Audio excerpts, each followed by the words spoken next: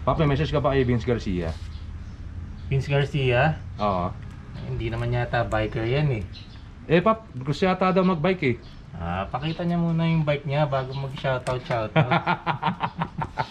O yan, Vince ha. Sinagot na ni Anli Pap yung ano mo. Sinagot na ni Anli Pap yung tatanong mong shoutout. Shoutout, di naman nagbabalik. Dropper post. Ano ba ang silbi nito sa pagbibisikleta? Forma lang ba? Pabigat? Extra gastos? Or considered as one of the best upgrades na pwedeng gawin sa mountain bike mo? I guess, depende sa gumagamit ng bike yan.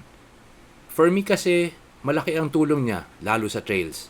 Sa long rides or sa normal biking sa kalsada, magagamit mo din siya. Sa trails, syempre mas makakaposisyon ka pa atras ng mas madali, di nakaharang saddle mo, syempre lalo pa sa steep sections, drops, at syempre sa jumps. In this video, ipapakita namin sa inyo kung paano mag-install ng internal dropper post sa Merida Big 9 SLX hardtail frame which is pang XC. Medyo madami din kasi ako nakikitang nagtatanong nito sa Facebook at kadalasan ang nire-recommend sa kanila ay external lang daw ang pwede. Na-try ko na dati mag-external kasi naka 2x setup pa ako nun. Okay naman kaso pag naka-drop yung saddle mo, may wire din na lumalawit. Naku, mahirap na. Baka sumabit. Meron pa nga nagbubutas pa sa frame para lang magawang internal cabling ang dropper post nila. Thankfully, sa frame na ito, nagawa natin siya without any problems. Eto, check out nyo na lang. Sana makatulong sa mga nagbabalak maglagay ng dropper post. Yo, what's up? Dito tayo ngayon sa lugar ni Anli Pap. Papatulong tayo magkabit ng dropper post dito sa bike. Kasi diba nagpalit tayo ng SLX na Merida. So yung dropper post tinanggal ko rin sa Big 9 500. So ngayon gagawa tayo ng video kung paano siya gagawin na naka-internal, na walang bare-bare na. Gagawin natin siya, then tingnan nyo na lang kung paano. Sa part na to, natanggalan natin yung crank pati yung bottom bracket. Accidentally kasi na-record ko siya ng time-lapse kaya hindi ko na siya sinama. Pero ito, nagsusukat na kami nung sa kable.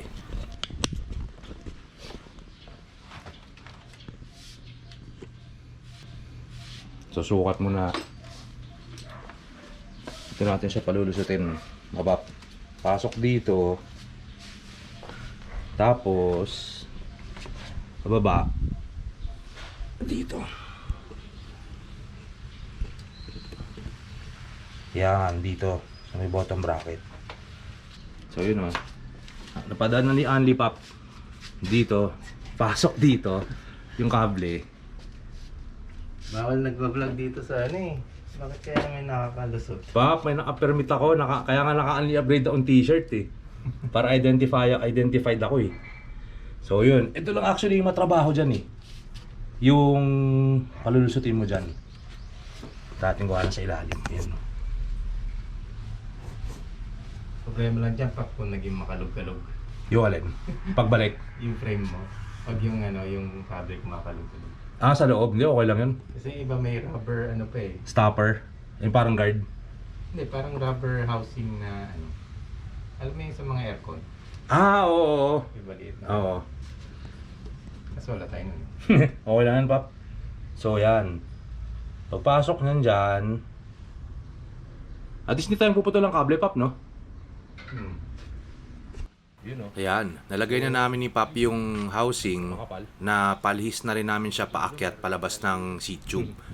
Actually, medyo dun kami nahirapan. Habang tinutulak ko papasok yung cable, si Pap, inaalis niya yung guide or ginaguide niya yung cable para umakyat kasi bumabangga dun sa kabitan ng bottle cage or kabitan niya nung pump.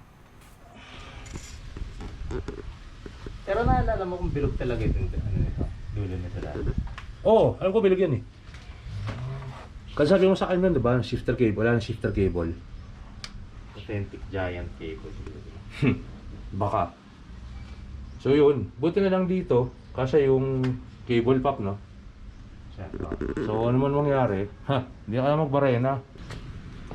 Mas makapal nga yan, Mas malaki yung ulo niya, Pap, no? Yung isa para mabali eh. Oo. Yan, so kinakabit na namin yung dropper. Pero yun na yung hard part dito, yung suksok nito dito. So, based on sa observation, yung sa Big 9500 kasi hindi pwedeng ganito nun eh. So, ito sa SLX, maganda is pwede yung kable diretso dito na sa loob. Ang tip ko or balak kasi namin gawin was pagdating dito, from dito na kable, bago pumasok dito, puputulin namin.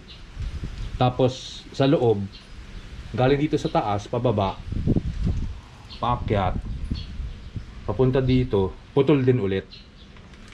Para lang protektado yung kable ng dropper mismo. Kasi nga, may sharp edges doon sa loob ng bottom bracket eh. Baka maputol yung kable. Hindi kaya pag naka-housing. Safe. Sushoot muna dito. Para yung tension na maset na. Tama ba? Pag nagputol tayo, wala akong kali. Oo. Kumbaga pagkaganahin na muna natin yung dropper.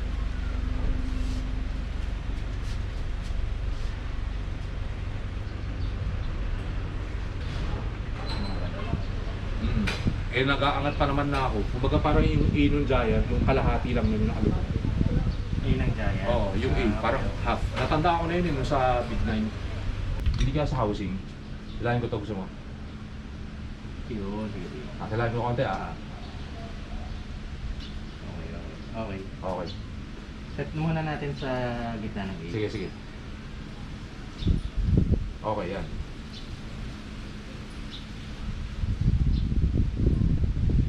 Pag yan natin nila, super higpit. Torque wrench ko nga yung heart niyan. Kasi hindi ko alam po, ilan yan, walang Newton meter yan. Ito, nakalagay. Wala, ano po eh. Tignan mo sa ano ko. Meron nakalagay din sa Sa trans. Tignan mo natin kung gumagaan. Nakapa to. Yung maliit na ano, allen, dali ah. Yung super liit. Dos yata yan, alam ko eh. Ano sa ulo? Kaya sa akin, sorry. Ba? Maliit, malaki. Sakto ah. Siyempre, Pap. Dense.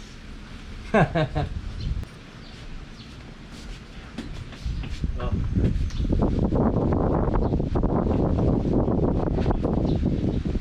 Yun. Kailangan bumili ng bagong cartridge. Hindi pa. So ito binabalik na yung bottom bracket.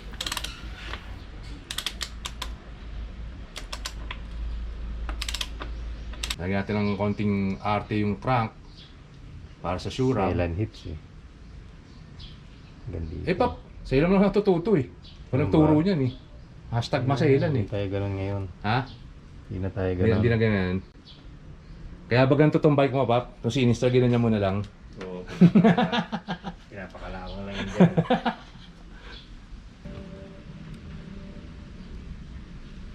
Finger print eh.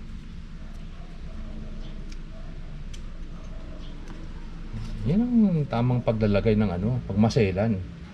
Habang binubunot, nilalapat ng daliri. Yan, Ano pa, squeegee. kahit naman sa village sticker, gano'n naman ginagawa ng mga ano. Sa windshield, Pap, hindi pwede yung parang sticker sa notebook dati. Oo. Yung tinatapal lang. Oo nga, Pap, ulitin ko kaya isa, yung ginawa ko isa. Kaso nagagasgas yung pinaka-lock niya. Okay lang, Pap, kasi letra na ata. Mag-evaporate naman, panainitan eh, diba? Yun, oh. Ito wala evaporate dito eh, wala ng bubble eh. Hanep naman. Perfect ang lapat. Walang Parang babo. meron dito. Ba't di ka mag-abit ng tint, Pap? Tingnan mo nga. Kahit anong pasok mo to.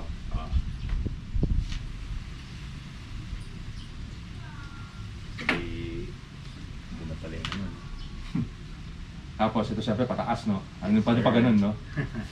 Nasa sa'yo, sir.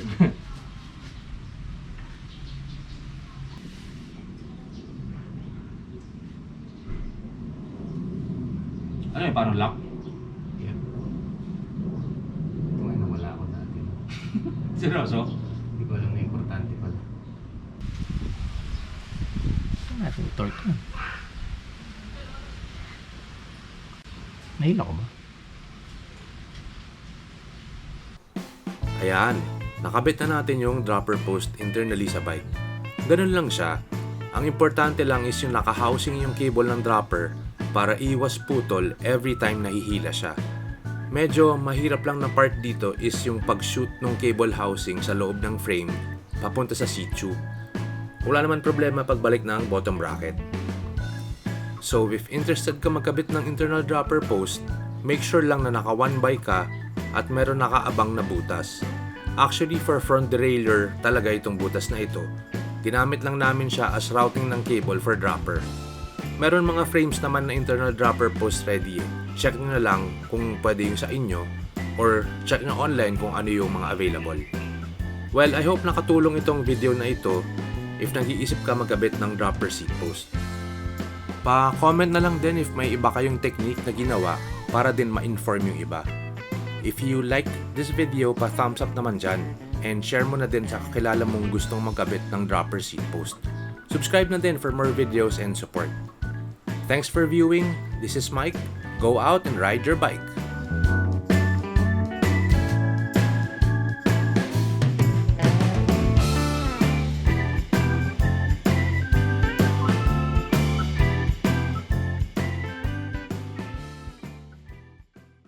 Yun oh, unboxing pa si Pop oh. Yun oh, ano naman yan Pop? 50T. Sumuko na sa ahon. Sa gravel. 40 kasi yung akin eh. Ah, 40 ba yun? Nagmamagaling. Kala ko pa pinapanis ka ng The Project na bike eh, kaya mag-upgrade ka ng cogs eh. Hindi pa eh, di pa nag-shootout sa ahon eh. Wala pang shootout? Oo. Pero si The Project, wala na, sumuko na. Sumuko? Hindi, dun sa ano, di ba? Bibili na siya ng 36. Magtutubay, di ba? Hindi pa muna. Ah, changing muna. Oo. Wala mabilan ng ano eh. Eh di naman bibili ng ano eh. Kailangan GRX.